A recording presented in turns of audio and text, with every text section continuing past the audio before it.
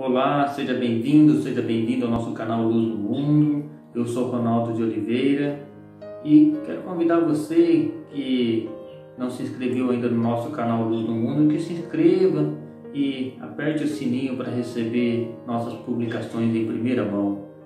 Hoje eu quero compartilhar com você a reflexão Festa da Santíssima Trindade, da liturgia deste dia, Festa da Santíssima Trindade, ano A.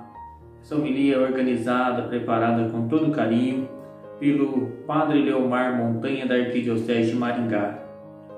Então, na liturgia deste domingo, solenidade da Santíssima Trindade, veremos na primeira leitura Êxodo 34, de 4b a 6 e de 8 a 9. Na segunda leitura, 2 Coríntios 13, de 11 a 13. E no Evangelho, João 3, dos versículos 16 a 18. Que celebrar o mistério da Santíssima Trindade é celebrar o mistério de um único Deus em três pessoas. No prefácio da missa, rezamos assim: Ó Deus, com vosso Filho único e o Espírito Santo sois um só Deus e um só Senhor. Não uma única pessoa, mas três pessoas num só Deus. Tudo o que revelastes e nós cremos a respeito de vossa glória, atribuímos igualmente ao Filho e ao Espírito Santo, e proclamando que sois o Deus eterno e verdadeiro. Adoramos cada uma das pessoas na mesma natureza e igual majestade. Então, Missal Romano, página 379. O mistério da Santíssima Trindade, um só Deus em três pessoas, Pai, Filho e Espírito Santo. Não é um mistério das ciências exatas, como se fosse possível colocar três em um, mas é o fundamento da esperança, a força da caminhada e o conteúdo fundamental da fé. Jamais poderemos colocar o mistério em nossa cabeça e esgotá-lo em nossa compreensão intelectual, mas podemos colocar a cabeça no mistério e, mesmo dentro das limitações da linguagem humana, tentarmos expressar esse mistério a partir do compromisso que Deus tem para com a pessoa humana e a sociedade. Mais importante do que encontrar fórmulas filosóficas ou teológicas abstratas para expressar o que no fundo não é possível definir, é descobrir o que a doutrina da Trindade pode ensinar para a nossa vida cristã. O mistério da Trindade tem uma revelação progressiva na história, como diz o Catecismo da Igreja Católica. São Gregório de Nazianzo, o teólogo, explica esta progressão pela pedagogia da condescendência divina. O Antigo Testamento proclamava manifestamente o Pai e mais obscuramente o Filho. O Novo manifestou o Filho e fez entrever a divindade do Espírito. Agora, porém, o próprio Espírito vive conosco e manifesta-se a nós mais abertamente. Com efeito, quando ainda não se manifestava a divindade do Pai, não era prudente proclamar abertamente o Filho. E quando a divindade do Filho ainda não era admitida, não era prudente acrescentar o Espírito Santo como um fardo suplementar para empregar uma expressão um tanto ousada. É por avanços e progressões de glória em glória que a luz da Trindade brilhará em mais esplendorosas caridades. Catecismo da Igreja Católica, número 683. Sabemos que, desde o princípio, Deus não é sólidão, mas comum união, ou seja, comunhão, comunidade, família, relação, comunicação, perdão, amor. Nossa família terrena deveria ter reflexo da Trindade. Nossa família terrena deveria ser reflexo da Trindade, iguais e diferentes. Na Bíblia encontramos que Deus criou o homem à sua imagem. A imagem de Deus ele o criou. E os criou homem e mulher. Gênesis 1, de 26 a 28. Se fomos criados à imagem e semelhança de Deus, é de um Deus que é Trindade, que é comunidade, unidade perfeita na diversidade. Assim, só podemos ser pessoas realizadas à medida que vivemos comunitariamente. Quem vive só para si está destinado à frustração e infelicidade, pois está negando a sua própria natureza. Só recentemente as ciências humanas confirmaram o que milenarmente a revelação já tinha antecipado. O ser humano é social por natureza. O social é intrínseco à sua natureza. Não pode viver só. O único animal na face da terra que morre se não viver em comunidade. Todos os outros animais sobrevivem por si mesmos. Portanto, se a pessoa humana se fechar em seu mundo e ausentar-se da boa convivência, é como se morresse. E morte é frieza, é incomunicação, sofrimento. A palavra de Deus diz: quem não ama carrega dentro de si um germe homicida. Primeira carta de João, capítulo 3, versículo 15. Carregar um germe homicida é carregar uma bomba atômica que, se detonada, destrói meio mundo. Que triste, que pena. Viver a fé trinitária é viver no Deus amor. Quem muito ama, muito se comunica. Toma a iniciativa para o diálogo, para a paz, sempre disposto a perdoar e a começar de novo. O pecado é negação da comunicação, equivale à morte espiritual. O pecado se opõe ao reino porque consiste no rechaço voluntário de o homem viver em comunhão com Deus e seu próximo para adorar-se a si mesmo ou as coisas. Ele se converte em escravo dos ídolos. Reconhecer o Deus Trindade e comprometer-nos com Ele é abandonar os falsos deuses ou os ídolos modernos que nos cercam a todo momento. O consumismo desenfreado, o ter sempre mais em prejuízo dos outros, o individualismo que nos fecha os olhos aos irmãos necessitados, o comodismo que nos imobiliza diante da necessidade de nos envolver com a transformação das estruturas injustas, o culto ao corpo, à beleza física, como sublimação de complexo e do mito da eterna juventude. Somos o que amamos. Se amarmos somente a nós mesmos, seremos solidão individual. Se amarmos a todos, somos comunidade de amor. A vida eterna consiste nisso, comunidade de amor. Celebrar a festa da Trindade é viver o mistério do amor de Deus, que nos criou para que vivêssemos comunitariamente na sua imagem e semelhança. Enquanto ruptura de comunhão, todo pecado destrói também a comunicação e a participação. É, por essência, traição, negação do diálogo, solidão e marginalização. Todo pecador é um filho pródigo que foge da casa de seu pai.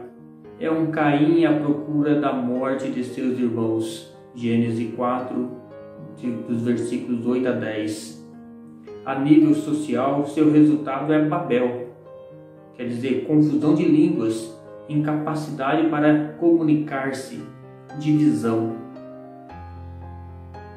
O pecado perverte todas as formas de comunicação, é fonte permanente de enganos e impede a comunicação humana de permanecer na verdade para a qual nos chama a palavra de Deus.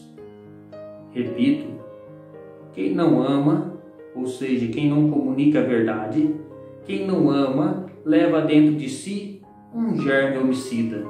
Primeira carta de João, capítulo 3, versículo 15. A comunicação é a dimensão essencial da natureza do homem. Social, antropológico. Temos como princípio bíblico: Deus criou o homem à sua imagem, a imagem de Deus o criou, homem e mulher os criou. O ser humano, homem ou mulher, criado à imagem e semelhança de Deus, não pode realizar-se fora da dimensão desta imagem e semelhança. Dignidade e vocação universal. Deus é amor, que é igual a comunicação, que é igual a trindade, que é igual a comunhão. A grande crise existencial. Nunca na história da humanidade o homem possui tantos meios de comunicação. Nunca o homem passou por uma solidão tão profunda. Falta espaço para a intercomunicação. Para onde irei? Para onde fugirei? Salmo 138 nos alerta disso. A grande crise, falta de abertura. Deus não salva uma pessoa ou uma comunidade fechada. Quem sou eu? Deus interpela: Adão, Adão, onde estás? Gênesis 3, de 8 a 13.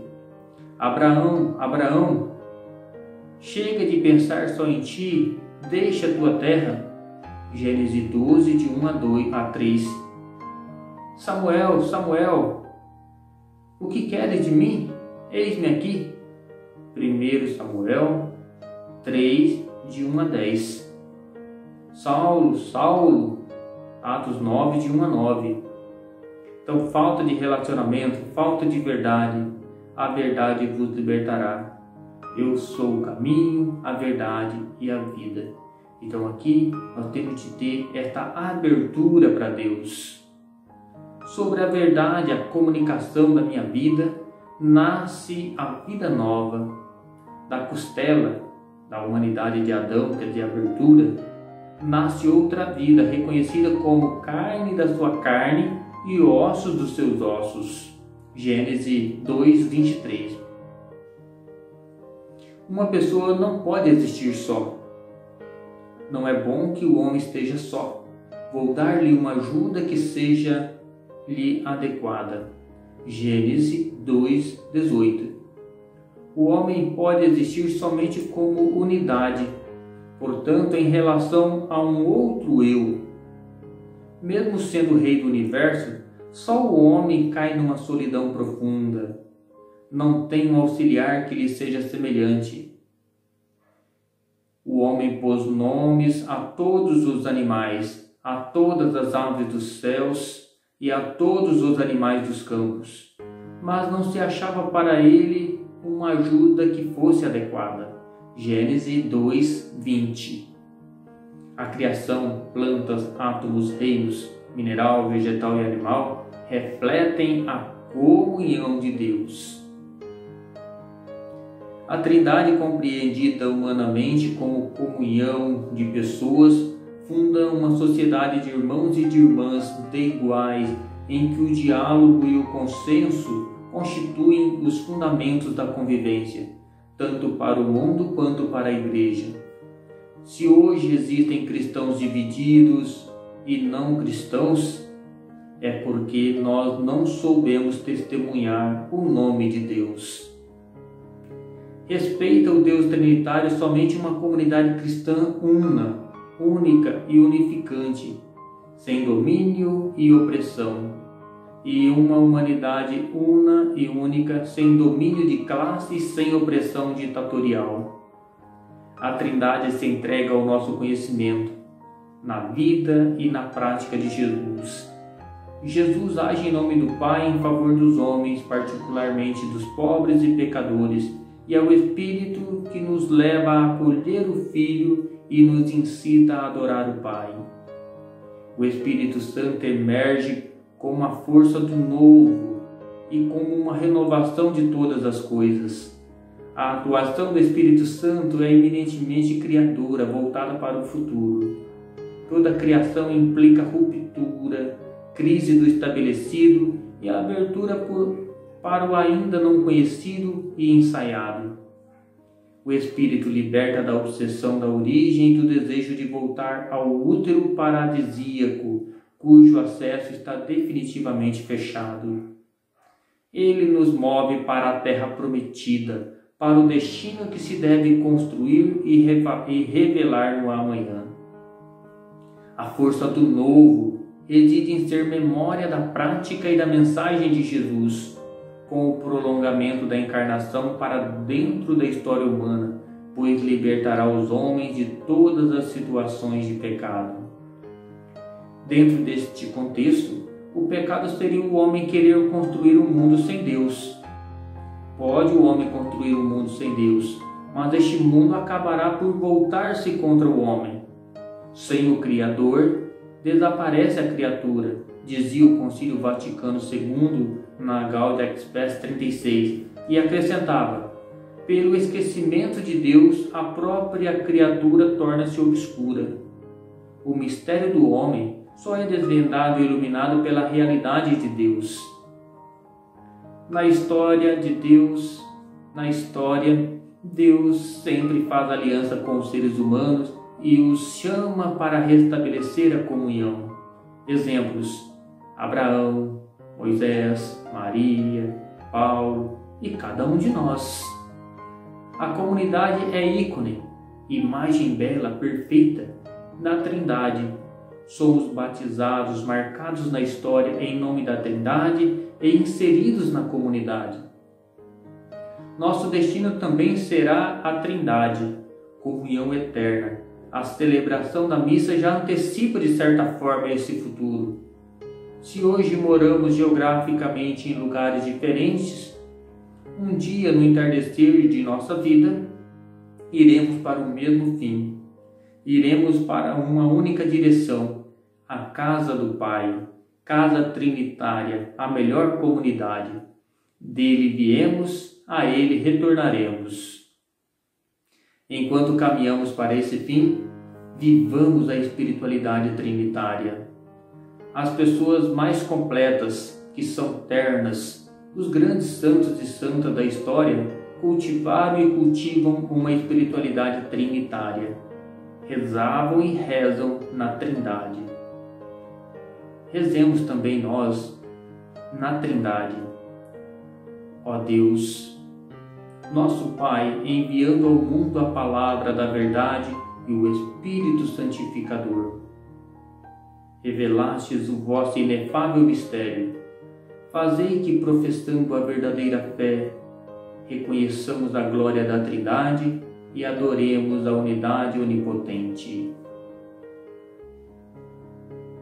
Boa reflexão, querido irmão, e que possamos produzir muitos frutos para o reino de Deus. Louvado seja a nossa Trindade Santa. Amém. Um abraço e até nosso próximo encontro.